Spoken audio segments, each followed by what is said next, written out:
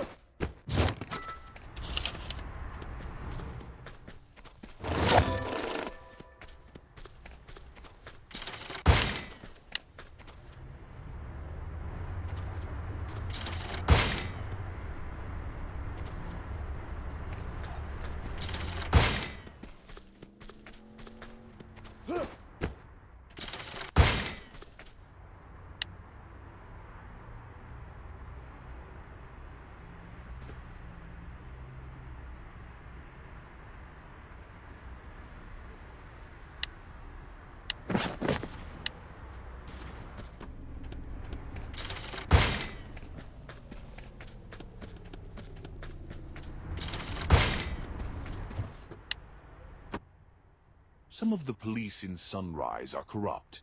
I've identified a mole in the Yardy gang. Meet. He's waiting for you in the... For this...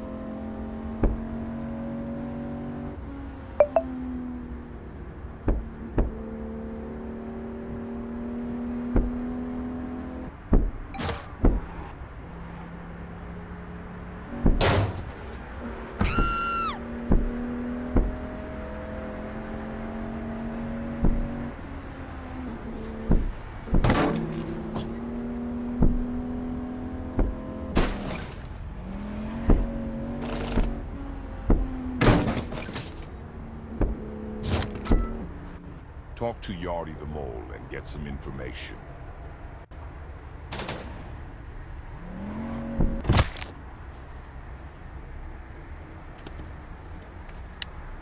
I've heard about your problems. I'm also worried about how Yardy bought everyone at the top. Looks like the police are following us. Hurry, jump in the car and drive.